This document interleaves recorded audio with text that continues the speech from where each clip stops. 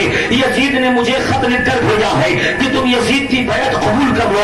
امام حسین نے کہا مجھ جیسا خاندان میں بڑا آدمی چوری چھپے بیعت نہیں کر سکتا ہے.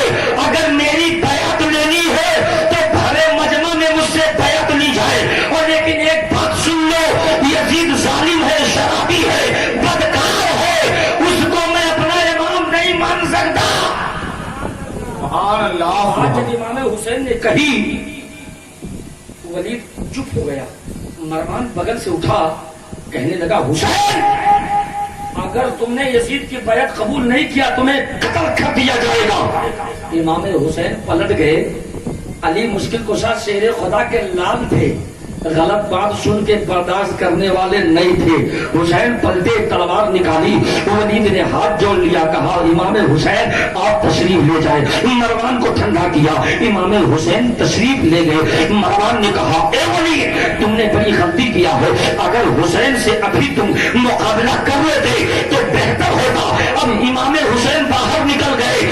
اگر یزید کی بیعت قبول نہیں کی تو تمہیں قتل کر دینا چاہیے. ایک بات یاد رکھو, امام حسین سے مقابلہ کرنا کوئی آسان کام نہیں ہے. ہزار ایک طرف ہو امام حسین, بے شک. سبحان اللہ. لیکن لال خاندان ایسے ہے بے شک. وہاں مچھلی کے بچے کو تیرنا نہیں سکھایا جاتا. ہائے ہائے ہائے. امام حسین جب اس دارالحکومہ سے باہر نکل کے جب جانے لگے سیدھے نانا کے روزے پر حاضر ہوئے. کہا نانا لگتا ہے کہ آپ نے مکہ چھوڑا تھا مدینہ آباد کیا تھا, مجھے لگتا ہے کہ مدینہ چھوڑ کے مجھے مکہ آباد کرنا پڑے گا. نبی کے روزے سے لپٹ گئے اور لپٹ کر کے کہنے لگے نانا جان آپ کا شہر مجھے چھوڑنا پڑے گا. سلام پڑھی, درود پڑھا اور اس کے بعد دعا مانگی, سیدھے گھر آئے. آنے کے بعد رات کا سناٹا ہوا تو امام حسین نے علی اکبر کو جگایا, عباس علمدار کو جگایا, علی کو جگایا. جگانے کے بعد کہا تم لوگ ساز و سامان کی تیاری کرو. زینب نے کہا بھیا کہاں جانے کا ارادہ ہے؟ امام حسین نے کہا ظالموں نے مدینہ میں رہنا دشوار کر دیا ہے, ہمیں مدینہ چھوڑ کر کے مکہ جانا پڑے گا. سکینہ نے کہا بابا آخر میں سارا سامان باندھ لو. امام حسین نے کہا کوئی سامان نہیں چھوڑنا, سارے سامان باندھ لو. کٹھیا تیار کی جاتی ہے, شہر والوں نے سارا سامان لادا, اونٹ پہ سوار کر دیا. جب سارا سامان باندھا گیا زینب نے کہا بھیا نانا سے سلام و کلام کر لیا جائے. امام حسین نے کہا ٹھیک ہے. حضرت قاسم نبی کے روزے کے قریب گئے, نبی کے روزے سے لپٹ گئے اور جالی مبارک سے لپٹ کر کے اور رونے لگے. کہا نانا تمہارے شہر مدینہ کو چھوڑ کے میں جا رہا ہوں اور پورے دنیا میں سب سے پسندیدہ شہر مدینہ. اب آپ سوچئے کہ سب سے پسندیدہ شہر مدینہ کیسے؟ نبی پیدا مکے میں اور نبی دفن ہے, تو سب سے پسندیدہ شہر کون؟ مکہ کی مدینہ. بولو بابو, مکہ کی مدینہ. اب حدیث پاک سنیے. امام ترمذی فرماتے ہیں کہ اللہ کے رسول نے ارشاد فرمایا لا يقبض النبي الا في امكنة الغيب. نبی کی روح اسی جگہ پر نکلتی ہے جو جگہ ہوئے زمین میں سب سے بہتر. سبحان اللہ. اور یہ بھی مسئلہ ہے کہ نبی کی روح جہاں نکلی ہے وہی اس کو دفن کیا جائے, کہیں اور لے کر. اس لیے مدینہ زیر سب سے پیارا. امام حسین نبی کے روزے پر سلام پڑھی, کلام کیا, آخری سلام بھیگی پلکوں کے تلے پیش کیا, الوداعیہ سلام کہہ کر رکھتے سفر باندھا. یہ قافلہ خاندان نبی کا شہر نبی چھوڑ کے جانے لگا. جب شہر نبی چھوڑ کر جانے لگے جنگل بیابان کو پار کرتے ہوئے جب مقام ثنیہ پر پہنچے, یہ وہ مقام ثنیہ جہاں پہ بنو نجار کی 11 لڑکیاں. کتنی لڑکیاں؟ 11. کون سے قبیلہ؟ قبیلے بنو نجار. قبیلے بنو نجار کی 11 لڑکیاں جب نبی مکہ سے آئے مدینہ تو وہی مکہ مقام ثنیہ پر 11 لڑکیوں نے نبی کا استقبال کیا تھا 10 بجا کر، اور یہ شعر پڑھا تھا وجب الشکر علینا ما دعا للہ دائی۔ یہ شعر بنو نجار کی لڑکیوں نے پڑھا اور نبی کا استقبال کیا۔ مصطفیٰ جان رحمت جب مقام ثنیہ پر پہنچے تھے تو جس طریقے سے استقبال مدینے والوں نے کیا، اور جب امام حسین جانے لگے مدینہ چھوڑ کر تو مدینہ کے چاہنے والے امام حسین کو مقام ثنیہ پر لائے اور لا کر کے یہاں سے الوداع کہا۔ یہ مقام ثنیہ وہ جگہ ہے جہاں پر آنے والے مہمان کو لوگ ریسیو کرنے جاتے ہیں اور بھیجنے کے لیے مقام ثنیہ تک جاتے ہیں۔ سبحان اللہ۔ جیسے ڈھولوا والے کسی مہمان کو لانا ہو تو جہتیوا تک جاتے ہیں اور چھوڑنے جانا ہو تو جہتی ہوا تک، وہیں سے رکشہ پکڑا دیا، کہا سیدھے اترولہ چلے جاؤ، وہیں سے گاڑی پکڑ کے بلرام پور چلے جانا، راستہ بتا دیا۔ امام حسین مقام ثنیہ پر تمام غلام بھیگی پلکوں میں رونے لگے، تمام خواتین مدینہ رونے لگی، کہا اے زینب مت جاؤ، سکینہ مت جاؤ، ام لیلہ مت جاؤ، سحر بانو مت جاؤ۔ تاریخ بتاتی ہے مدینہ کے بچے بوڑھے نوجوان خواتین سب کی آنکھیں پلکیں بھیگی ہے، اور یہ خاندان نبوت تبلیغ اسلام قرآن بچانے کے لیے، اسلام کا پیغام پھیلانے کے لیے شہر مدینہ چھوڑ کے مکہ کی جانب جب بڑھا، جب شہر مکہ قریب آنے لگا، مکہ والوں کو خبر ہوئی امام حسین مکہ آ رہے ہیں۔ حضرت عبداللہ ابن عباس، حضرت جابر، حضرت ابو واقد لیثی اور حضرت ابو سعید خدری، یہ تمام صحابہ مکہ سے باہر راستے پر کھڑے ہو کر انتظار کر رہے تھے۔ امام حسین کا قافلہ رات کے سناٹا تقریباً 1 پہر کو داخل ہوا۔ جب امام حسین کا قافلہ شہر مکہ میں گیا، تمام صحابہ پکڑ کے رونے لگے، کہا حسین کیا بے چینی ہے، مدینہ چھوڑنے کی وجہ کیا ہے؟ امام حسین نے کہا میں مدینہ نہیں چھوڑتا، لیکن ظالموں نے ایک ظالم جابر اور فاسق فاجر کو مجھ میرا امام بنانا چاہا کہ میں اس کو اپنا امام مان لوں، اس کے ہاتھوں میں ہاتھ دے دوں، لیکن اے میرے نبی کے صحابہ سنو، حسین گردن دے دے گا لیکن ہاتھوں میں ہاتھ۔ بے شک سبحان اللہ۔ ہم جب چھوٹے تھے تو مکتب میں جب پڑھتے تھے تو بچے میتا جوڑاتے تھے۔ کیا جوڑاتے تھے؟ میتا۔ تو ایسے ہاتھ ملاتے تھے، ایسے بھی ملاتے تھے، اس کا مطلب آج سے ہم تم دوست۔ یہ کانی انگلی جو ہے اس سے بھی ملاتے تھے، یہ 2 انگلی جو اس سے بھی ملاتے تھے۔ تو میں سمجھ نہیں پاتا تھا اس کے ملانے کا مطلب کیا ہے، لیکن جب پڑھا امام حسین نے کہا ہاتھ نہیں دوں گا، سر لے جانا ہے لے جاؤ، تو میں سمجھ گیا ہاتھ دینے کا مطلب یہ ہے تو میرا دوست میں تیرا دوست، جو میں کہوں تو مانے، جو تو کہے۔ امام حسین نے کہا ہاتھوں میں ہاتھ نہیں دوں گا، سر لے جانا ہے تو لے جائے۔ حضرت عبداللہ بن عباس نے کہا لیکن اے امام حسین، اللہ کے رسول نے فرمایا تھا کہ تمہیں سرزمین کربو بلا مقام نینوا میں شہید کر دیا جائے گا، جس کو کربو بلا کہا جاتا ہے۔ امام حسین نے کہا کہ نانا کا فرمان تو تھا، لیکن تاریخ کون سی ہوگی یہ بھی پتا ہے، لیکن سن کون سا ہوگا یہ نانا نے نہیں بتایا تھا، لیکن وہ زمانہ بھی دور ہے۔ تمام صحابہ نے کہا لیکن حسین تم آخر مدینہ چھوڑ کر آئے ہو تو وہ ظالم تمہیں مکہ میں بھی تلاش کریں گے۔ امام حسین نے کہا اگر مکہ میں بھی انہوں نے میرا پیچھا کیا تو امام حسین کا جواب وہی ہوگا جو میرا جواب مدینہ میں تھا، وہی جواب میرا مکہ میں ہوگا۔ بے شک۔ نعرہ تکبیر، نعرہ رسالت، ذکر شہدائے کربلا، ذکر اہل بیت اطہار، نعرہ تکبیر، نعرہ رسالت۔ امام حسین جب مکہ پہنچے، ادھر کوفہ والوں کی کو خبر ہوئی کہ یزید نے ولید ابن عقبہ کو مدینہ میں خط لکھا تھا کہ حسین سے میری بیعت لے لو، اور حسین نے انکار کر دیا۔ کوفہ والوں نے کہا بہت اچھا موقع ہے، امام حسین کو کوفہ بلا لیتے ہیں اور حسین کو ہم اپنا امام مان لیتے ہیں، یہ تو بڑا اچھا موقع ہے، امام حسین کو میں نے بلایا تو فوراً چلے آئیں گے۔ فوراً سلیمان ابن سرخ، ایک کوفہ میں ایک بہت ہی ہوشیار آدمی تھا جس کا نام سلیمان ابن سرخ ہے، اس کے گھر پہ تمام دانشوران کوفہ جمع ہوئے، بڑے شہزور لوگ جمع ہوئے۔ جمع ہونے کے بعد خط لکھتے ہیں، اے امام عالی مقام، آپ کے ابا کے ہم غلام تھے، آپ کے نانا کے ہم غلام تھے، آپ کے ابا میرے امام تھے، میرے خلیفہ تھے، لیکن میں آپ کے سوا کسی کو خلیفہ نہیں مانتا، یزید ظالم شرابی ہے، اس کو میں امام نہیں مانتا، امام حسین آپ تشریف لاؤ، میں آپ کو امام مانتا ہوں، اور اگر آپ تشریف نہیں لائے تو کل میدان حشر میں تمہارے نانا کے سامنے ہم جواب دیں گے کہ یا رسول اللہ، تمہارے نواسے کو میں نے امام مانا تھا،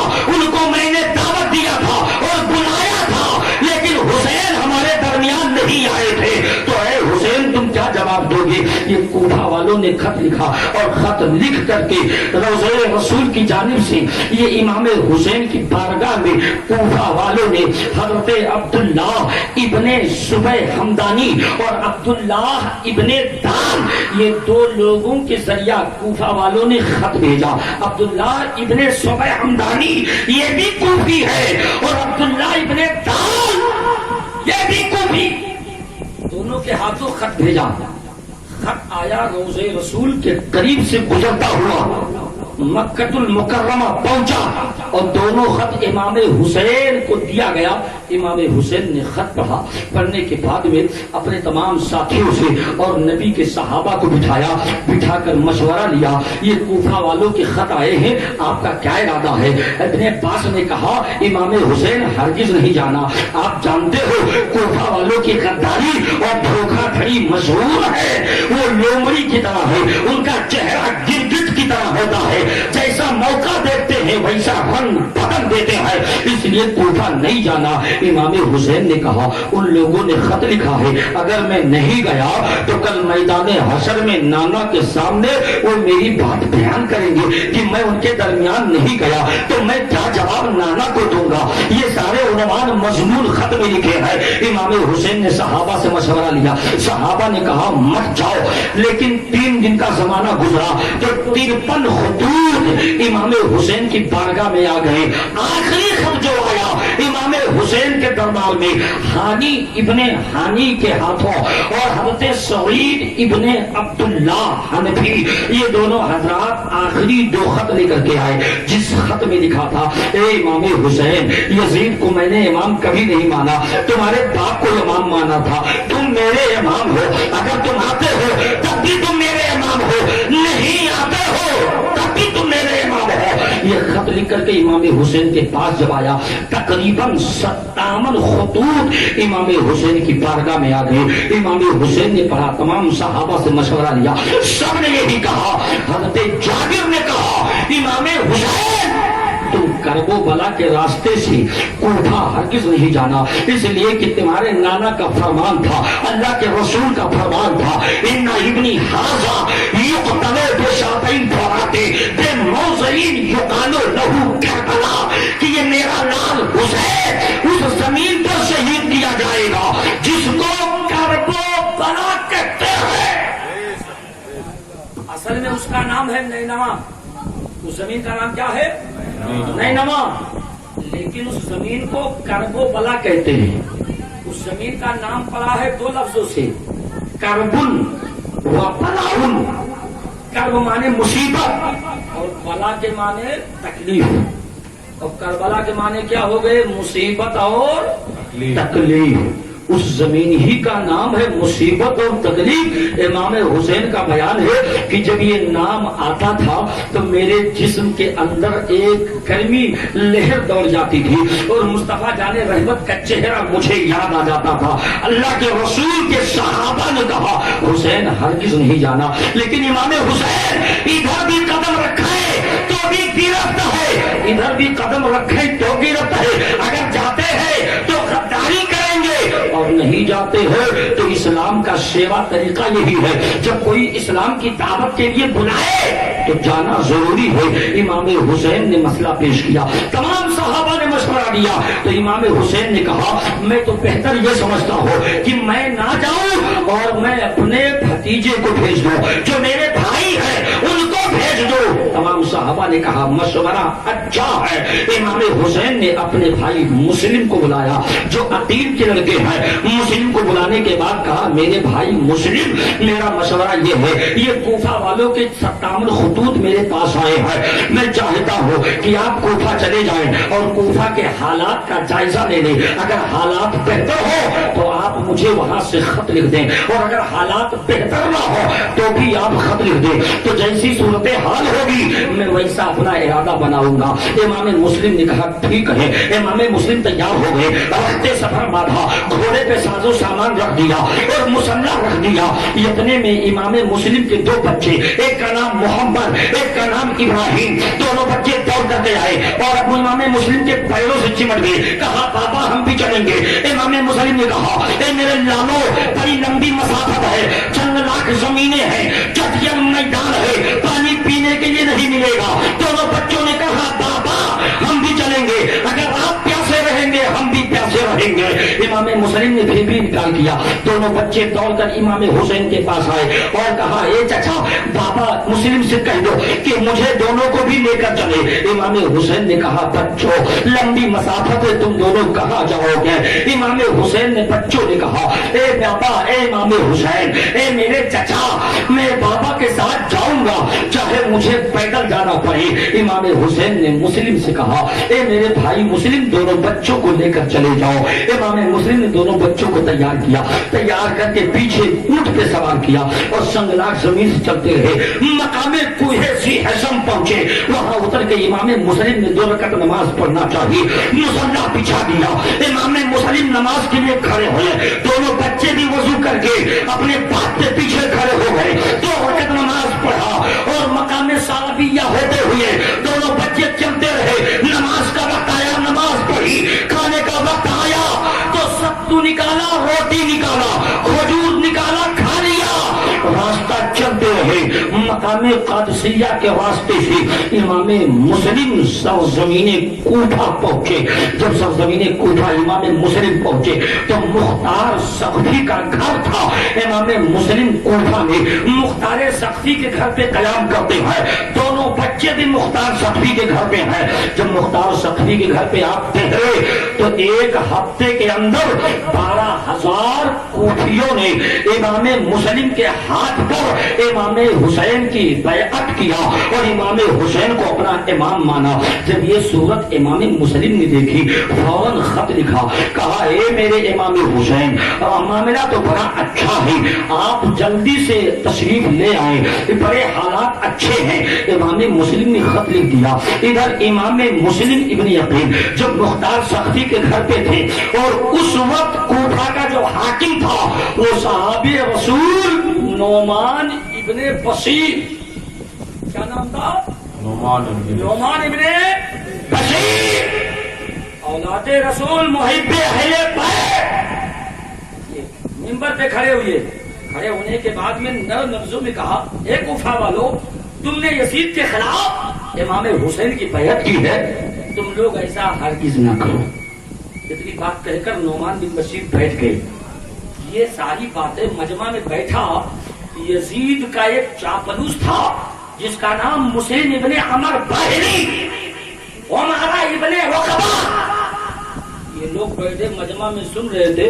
فوراً یزید کو خط لکھا، دونوں نے خط لکھا، کہا یزید اگر کوفہ بچانا چاہتے ہو، مسلم بن عقیل آئے ہیں، امام حسین کی بیعت لے رہے ہیں، اگر تم کوفہ بچانا چاہتے ہو تو نعمان ابن بشیر جو یہاں کے حاکم ہیں ان کو ہٹا دو اور کسی سخت اور کسی دھاکڑ آدمی کو، کسی مضبوط اور بہادر آدمی کو یہاں کا حاکم بناؤ۔ یزید نے کہا ٹھیک ہے۔ تمام دانشوروں کو بلایا دمشق میں اور بلانے کے بعد مشورہ لیا کہ تمہاری نظر میں سب سے مضبوط اور سخت دل آدمی کون ہے؟ تو لوگوں نے مشورہ دیا سب سے سخت دل آدمی جو بصرہ کا حاکم ہے ابن زیاد، اسی عبید اللہ ابن زیاد کو بلاؤ، مجھے یقین ہے وہ کوفہ میں رہے گا تو حسین کا ایک بچہ कोफा में जाने नहीं पाएगा, इसलिए उसे बुलाया जाए। फौरन यजीद ने बसरा के लिए एक कासिद भेजा और भेजने के बाद उबैदुल्लाह इब्ने जियाद को बुलाया। जब उबैदुल्लाह इब्ने जियाद यजीद के पास आया तो यजीद ने कहा तुम जल्दी कूफा चले जाओ और जाने के बाद नौमान बिन बशीर को वहां से माजूल कर दो और तुम वहां के हाकिम बन जाओ। कहा ठीक है। फौरन यजीद इब्ने जियाद तैयार हुआ और तैयार होने के लिए सामान बांधा, अपने साथ तकरीबन 20 सिपाहियों को लिया और रखते सफर बांधा। तो बसरा में अपने भाई उस्मान को बुलाया और बुलाने के बाद अपनी जगह पर वक्ती तौर के लिए बसरा में अपने भाई को हाकिम बना दिया। इब्ने जियाद सामान तैयार किया, 20 लश्करियों को लिया और ले करके कूफा की तरफ चलने लगा। जब कूफा की तरफ बढ़ा, मकाम कादसिया पर पहुंचा तो अपने तमाम साथियों को रोक दिया, सिर्फ 2 सिपाही को लिया और लेने के बाद जो हिजाजी कपड़ा था, जो मक्का वाले और मदीना वाले जो कपड़ा पहनते थे, वही कपड़ा इब्ने जियाद पहना और चेहरे पे नकाब डाला और नकाब डाल करके और रात के सियाही का इंतजार कर रहा था कि जैसे मगरिब की अजान हो उसके बाद जब रात छा जाए अंधेरे में जाऊं तो ताकि कोई पहचान न पाए। इब्ने जियाद बड़ा चालू, बड़ा चाकर, बड़ा होशियार आदमी था। 2 सिपाहियों को लेकर ऊंट पे सवार होकर के कूफा के बाहर इंतजार कर रहा था। जब रात का सन्नाटा हुआ तो रात के सन्नाटे में ये अंदर दाखिल कूफा में हुआ। कूफा वालों का इंतजार था कि इमाम हुसैन को खत लिखा गया, हुसैन आ रहे होंगे। कूफा वाले इंतजार में थे और जब रात के सन्नाटे में कूफा वालों ने देखा कि चेहरे पर नकाब है और साथ में 2 लोग और हैं और कोई और नहीं बल्कि मक्का मदीने वालों का कपड़ा पहने हुए हैं, तो समझ गए ये हुसैन इब्ने अली है। कूफा वालों ने नारा लगाया रसूल, ए औलादे रसूल तुम्हारा आना मुबारक हो, ए औलादे रसूल तुम्हारा आना खुश आमदीद हो। ये कूफा वालों ने नारा लगाया। नारा लगाते लगाते कूफा में भीड़ जमा हो जाती है। इब्ने जियाद बड़ी तेजी के साथ चला जा रहा है, कूफा वाले पीछे नारा लगाते जा रहे हैं। जब कुछ दूर पहुंचे और दारुल हुकूमत गवर्नर हाउस सामने था, जब उसके करीब पहुंचे तो मुस्लिम इब्ने अमर बाहिली ने ऐलान किया, ए कूफा वालों, जिसका तुम नारा लगा रहे हो ये समझते हो ये हुसैन इब्ने अली है, तो ये हुसैन इब्ने अली नहीं है, ये इब्ने जियाद है। इब्ने जियाद तुम इनके पीछे आ रहे हो, तुमने मुस्लिम के हाथों पर इमाम हुसैन की बैअत की है, तुम्हें मार डाला जाएगा। सारे कूफा वाले अफसोस करते हुए अपने घर लौट गए और रात में सब अफसोस कर रहे थे। सुबह सवेरे जब इब्ने जियाद उठा, कूफा के दीवार गवर्नर हाउस की छत पे चढ़ा। चढ़ने के बाद पूरे कूफा वालों में ऐलान किया, ए कूफा वालों, तुमने इमाम हुसैन की बैअत मुस्लिम के हाथ पर किया है। एक बात याद रखो, अगर किसी ने इमाम हुसैन के बैअत कबूल किया उसके घर को आग लगा दी जाएगी, उसकी